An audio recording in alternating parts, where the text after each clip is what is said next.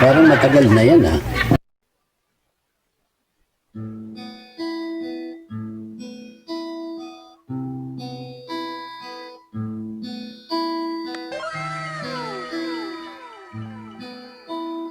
Kahit hapon Yan, bago yan.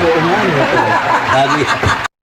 lalakad o mag-isa, di upang makatipid, ngunit para ako'y makapag-isip-isip. Bunganga nyo! Tahiin nyo! Natutulog ako, nagising ako sa bunganga nyo! Buhay nyo at tulog! Parang bago at alipin ng mga bulong, namulat na paniniwala sa Panginoon, na nagsalba sa akin sarili na nakakulong. Pero aminado na hindi ganun kadali ko, na itama yung mga pagkakamali ko. Daming dinaanan ko, napansin ko